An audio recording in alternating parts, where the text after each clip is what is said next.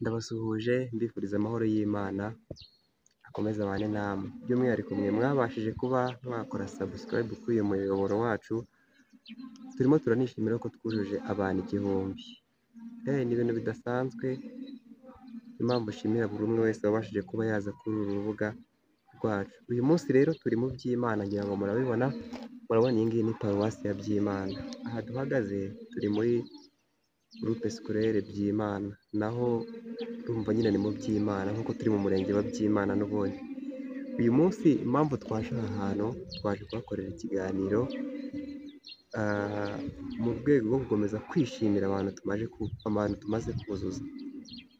Ikintu cyo kwishimira rero nifuje kubatembereza aha hantu kugira ngo tubashe kuhamenya amateka yabo makeya, ngira ngo nyine mbashimire basangize n'amateka yano makeya.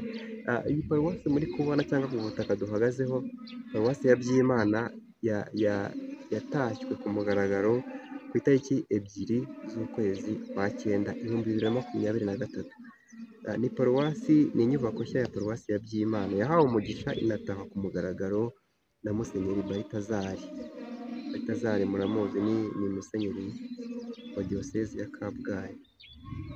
Mu nyigisho yatanze uwo munsi mu ijambo rye yagejeje ku bari bitabiriye ibirori, Musenyeri Balthazari Ntivuguruzwa yavuze ko kwizihiza yubile bifite agaciro gakomeye mu buzima bwa Kiliziya, anagaragaza ko kwizihiza yubile ari umwanya mwiza wo gushimira Imana akabuto k'inkuru nziza yabibye muri paruwasi yiswe Santa Maria, ariyo paruwasi ya Byimana.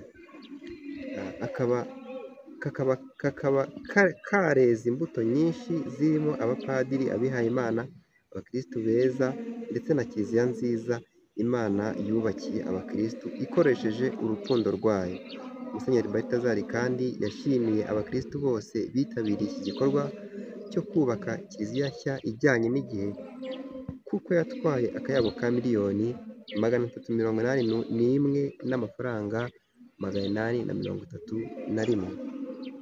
Ni ibintu byo kwishimira cyane rero. Uyu mwepiskopi yanaboneyeho gushimira n'abandi bose bateye inkunga iki gikorwa, harimo abayobozi b'inzego nkuru za leta bavuka muri iyi paruwasi ya Santa Maria Byimana, barangajwe imbere na Perezida wa Repubulika Paul Kagame, perezida w'igihugu cyacu.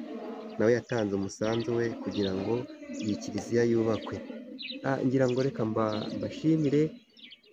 Ikintu cy'ingenzi cyo kwishimira ni uko umuyobozi w'igihugu cyacu avuka muri paruwasi ya Byimana,